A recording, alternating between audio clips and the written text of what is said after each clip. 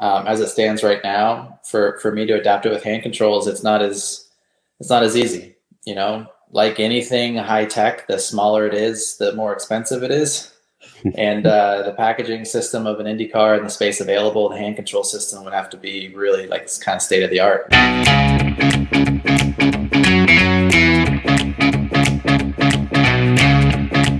What a ride it's been for this guy. Now he can claim a championship in the IMSA Michelin Pilot Challenge. And Robert, what's so great about this is I'm not going to mention why this is so special. I'm just going to talk initially the fact that you have your first championship, and the way you guys did it is amazing to me. Not one race win, but you claimed your championship by just finishing in the top 8. Kids, it's about being consistent, isn't it, Robert Wickens? Yeah, apparently. It wasn't through lack of trying, let me tell you. But our worst finish of the whole year was 6th, and it was the first race of the year in Daytona where we actually fought a lot of adversity with a mechanical issue. We lost a couple laps and then clawed some of them back to get a 6th place finish in the end. So really, it's hats off to the whole team, the whole organization, because it's every race is 2 hours. We have 2 races that are 4 hours long. So yeah, car attrition and reliability is a big factor in that consistency. And Brian Hart Autosport and Hyundai showed why they're now 5-time champions in the Michelin Pilot Challenge TCR class. Robert Wickens, champion Robert Wickens, joining us here in the Freak Nation. Okay, now I'm going to get to it. When we have Erica Enders in here, the winningest female NHRA drag racer in history, I drop in female. And with you, Robert, we get lost in it because we've followed your career, and sometimes, we just forget how special you are as a person and what you've done without the use of your lower extremities in that race car. Do you find yourself in that race car while you're racing, even thinking about having to react much differently than any other drivers do, or is it just second nature for Robert Wickens? Honestly, it's a little bit of both. It is. I think in terms of it being second nature, yes. I'm no longer trying to use my legs to accelerate and decelerate the car. That happened quite quickly, mainly because when they don't move when you try to use them, you pretty quickly realize, I guess I'm stuck with my hands. But in terms of trying to get the most out of the car every lap, every lap, every weekend that I'm out there on track, I'm learning something new and constantly getting better. There's definitely some things I'd always like to change on our hand control system, but with limited testing and free practice on race weekends so valuable, it's hard to, I guess, evolve the system. So from really Daytona onwards, we kept the same thing because for me, I just wanted laps and just repetition with the system that we had. But there's definitely some low-hanging fruit to try and make it better for the future. You've said many times post-championship that you are more ironed out, or you were more ironed out as a driver this year versus last year. How specifically? What was it that seemed to be easier for you this year, or what is it that is just becoming better and better as the races go on? I think the biggest thing between my first year back last year versus this year was, I felt like last year I was very eager to get back and to get back onto the podiums and fight for wins and championships. And, I knew internally I was capable of it, but it was such a steep learning curve that I think I underestimated really what that looked like. And I did. I when I started the races and my teammate last year, Mark, finished, I felt like I always did the job necessary from the starting driver. Which is basically give the finishing driver a car in one piece that can go and fight for the podium and wins. And actually all of our results last year came with me starting and Mark Wilkins finishing. And the few races that I did attempt to finish last year, I don't think I even finished any of them. One from a reliability issue. I crashed with like 1 lap to go in mid-Ohio, so I never even made it on TV, but I was running 4th and actually finished 1 lap down because I crashed on the last lap with another competitor. And then Road Atlanta, I crashed while a faster class car, a GS car, was trying to overtake me. And it's just all things that I I needed to learn. And unfortunately, I learned those the hard way. So then this year, I was just kind of letting things roll. I mean, I felt like I took risks when I needed to take risks, but for the most part, it was, if I was running fifth, I kind of just let it ride and see where we went, try to save fuel and then make it on strategy, where I felt like last year I was always trying to extract the most in every single possibility I don't know if it was like a chip on my shoulder or what, but I felt like maybe I was trying a little too hard, more, and like, you can only be as good as you can be. And I think as soon as you start trying to over accomplish, right, and overachieve, that's when those mistakes happen. So this year it was really just trying to play the long game.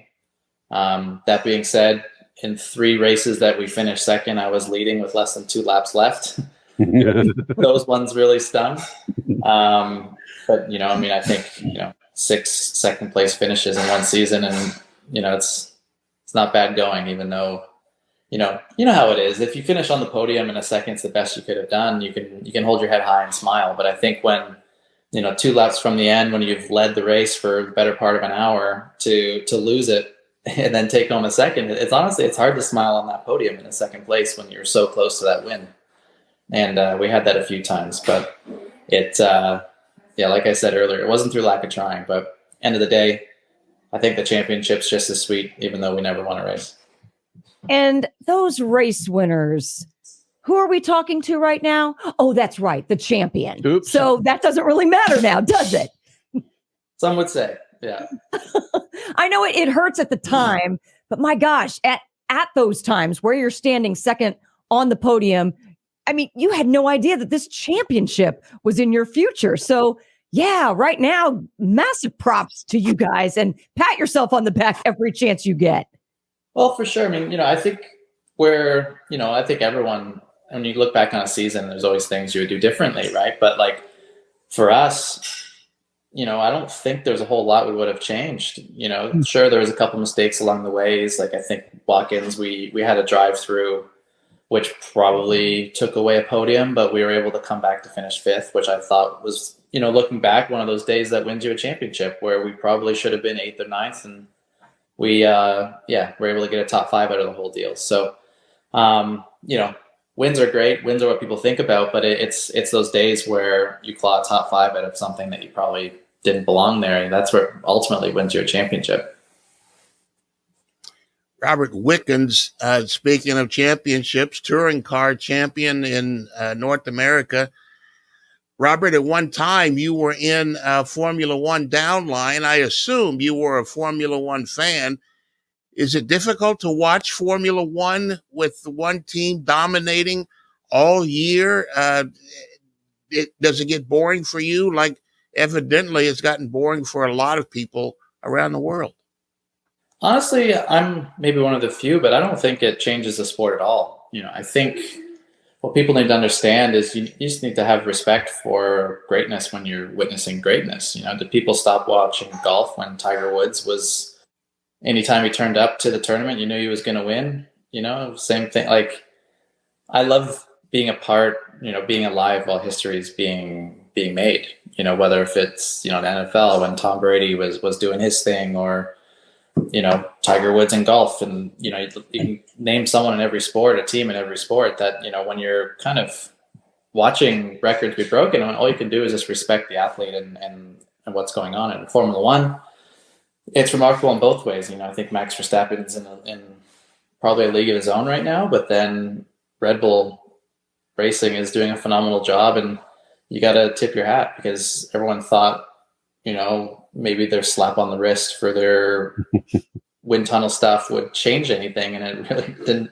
They were more dominant this year than last year, so they're doing things right. And yeah, honestly, I was a little bit bummed when they had their little hiccup in Singapore, because I kind of wanted to see them do the perfect season just to witness it. Ooh, wow. That's good point. That's a completely different answer than I expected. Thank you, Robert. I appreciate that.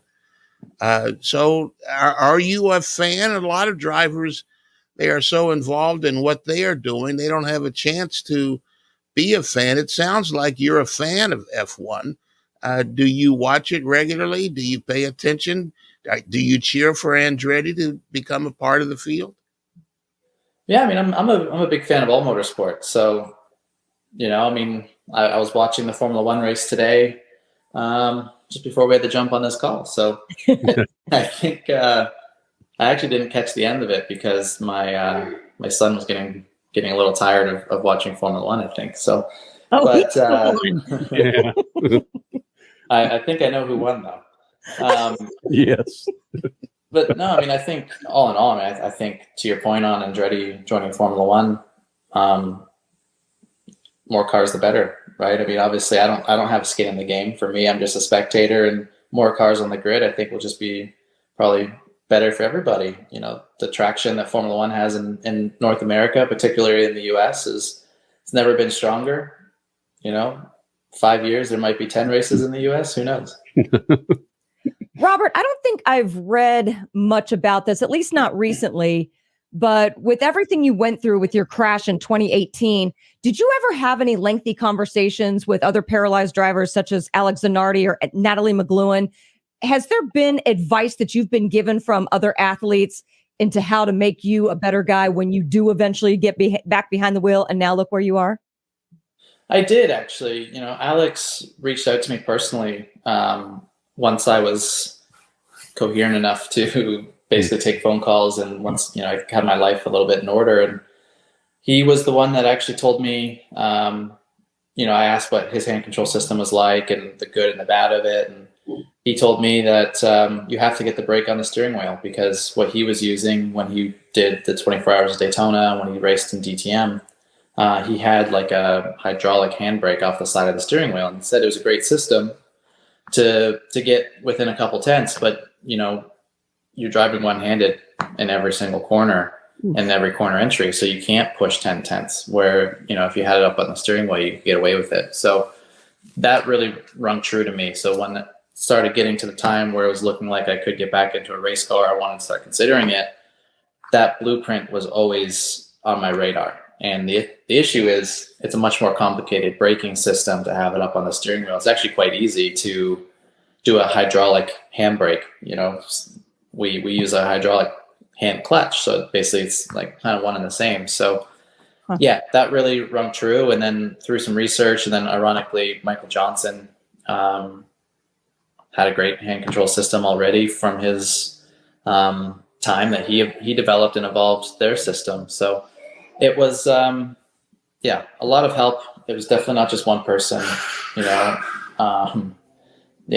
Natalie reached out. I think even if people that weren't disabled would get me in contact with someone who they knew, and it was really almost open dialogue for quite a while. And even, fellow competitors, if they stumbled upon something on the internet, they would forward me the link. I'm like, hey, check this out. Look what this person's doing in some regional rally in Europe and stuff like that. So it was, there was no bad options at the beginning, and then we started to kind of wean it down. Robert Wickens, champion Robert Wickens, IMSA Pilot Challenge, joining us here in the Freak Nation. And my apologies if I don't know this answer, but given with your paralysis in the lower extremities of your body, what safety measures are there inside the car in case there is an accident, there's a fire in the car? Is there anything different set up for you in that car? There's nothing different for me in the car. I do have to oblige to the regulations of IMSA, which is, the driver extraction time, where I need to get myself out of the car in a quick fashion. Seems like the number always changes, but for me, they told me I had to get myself out of the car in under 6 seconds. Holy cow. And yeah, it took me a couple tries, just because, you don't know how hard you want to throw yourself onto the ground for no reason. Right. But yeah, in my case, I would just get myself out of the car and then, use upper body strength to crawl myself away, basically.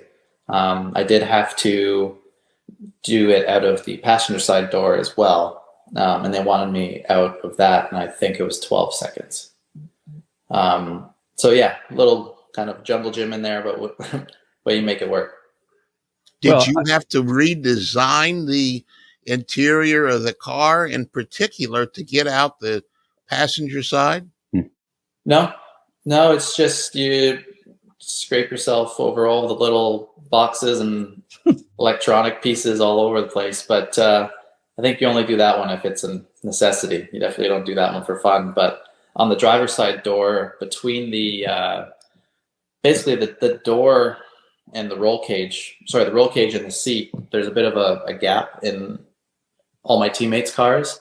But we filled that with a very soft foam. So it obviously didn't change the crash testing of the car at all, the Hyundai. But it just allowed me to almost use it as like a platform to slide. That's pretty much, or something to sit on even, instead of just having like an empty space there. So that was one thing that was actually done by Michael Johnson when he was with Brian Hurd Autosport in the Hyundai Elantra the couple years prior. And we just adapted that over to my car because it works for him. So why wouldn't it work for me? You know, you can get all kinds of advice from fit folks out there about your upper body strength and so forth that you need to have to drive a race car. But my man, I know all about having a 1-year-old and your upper body strength, being able to throw him around or her around. That's the best damn workout you got with it. What about a 1-year-old Wesley to throw around, right? Exactly. Yeah. It's, he's getting heavier and heavier, getting faster and faster. So it's true, right? I mean, the hardest thing is, at the beginning was because of where my level of paralysis, I also don't have much abdominal strength. So when I bend down to pick him up, it's hard for me to kind of get back upright. So now that he's bigger, he's heavier, but now that he's bigger and less of a noodle, it's a lot easier to do now. So it's we're kind of in the prime height weight category, I think. Mm-hmm. Well, Robert, we've known you for a long time, man, and it's been fun to watch. We can't say it enough. We're proud of what you've done, given the adversity that you faced, and just kicked its ass, man. And it's awesome. It's awesome to watch, Robert. Thank you, guys. And hope the cruise was good, by the way. The cruise was fantastic. Yeah, for good or for bad, last week was going to be fun.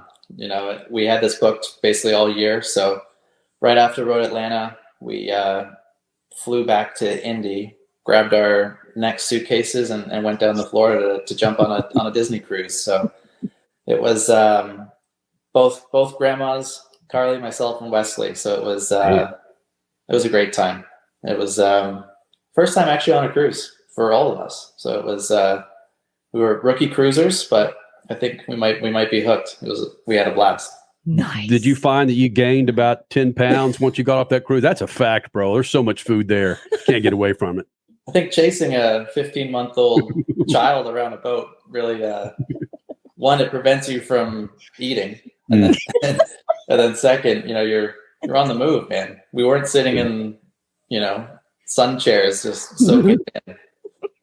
We were in splash pads and all sorts of stuff. But it was, honestly, probably I had the most fun on that vacation than I think I have in any vacation, just because just kind of seeing someone else be happy, having the time of his life, got to see Mickey Mouse and go down little splash pads and go in the pool and splash around. So it was great. He actually didn't know what we were going to get into, but he handled it like a champ. So from, restaurant dinners, all 3 meals of the day, there was no craziness that happened, and yeah, he had a good time. So it was a lot of fun.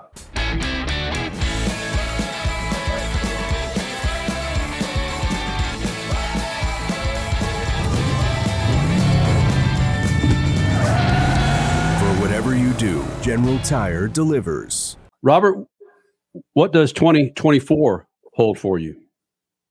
I think that's an open-ended question. I think my dreams and ambitions haven't changed. I still want to try to get myself as far up the motorsport ladder system as possible. And I think I would love a home in the IMSA WeatherTech series. I think that would be a great stepping stone from what we just did in the IMSA Michelin Pilot Challenge.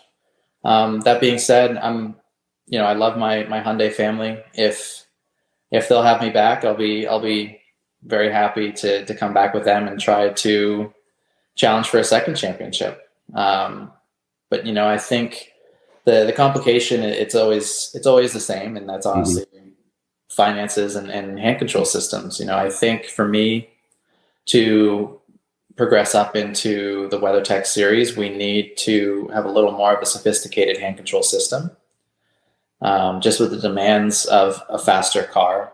It's like everything, I think we're pretty much at the ceiling of what my current hand control system can do in our Hyundai Elantra and TCR car. And as soon as you get into, more downforce, which requires more peak braking pressure and, more and more and more, you kind of need to bump up the system a little bit. So that's where we're at right now. We're trying to find a way to get a better system to make that next step.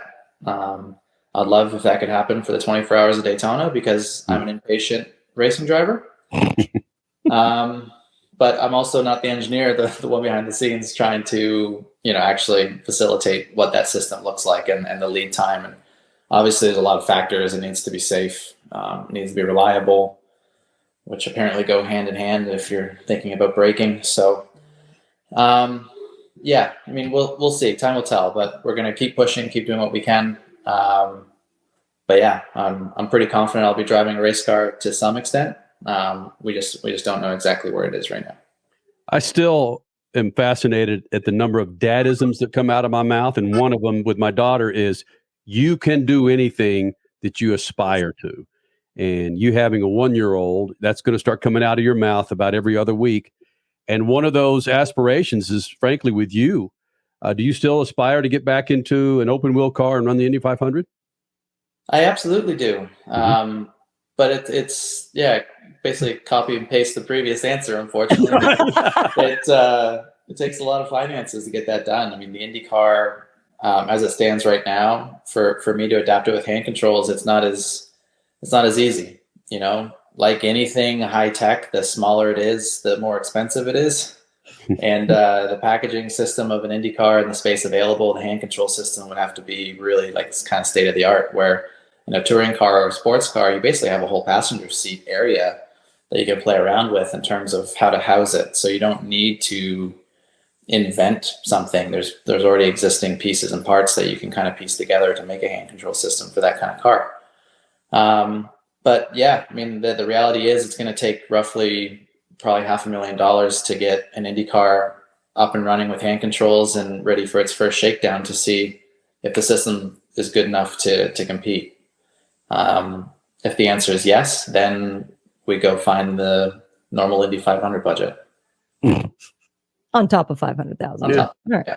Yeah. Buddy, pocket change. It's Exactly. It's incredible. This is always fantastic. Robert Wickens here in the Freak Nation. Congratulations on the championship. Looking forward to 2024 and more for you, Robert. Thanks for doing this, buddy. No, thank you guys. Enjoy. Yes. Happy holidays. Is it a holiday? I know. Well, yeah, it's Thanksgiving and Christmas. It's around the corner, man. He's freaking Canadian, man. 2020.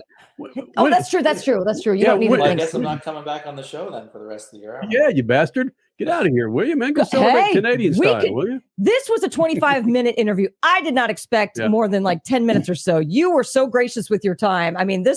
We will have you anytime if you want to spend another 25 minutes. Well, it seems like I'm always on the show when there's something good to talk about. So hopefully we can keep some news coming. It's badass. Be great. Daytona. Robert, thanks for doing this, buddy. All right. Thank you, guys. Have a good day.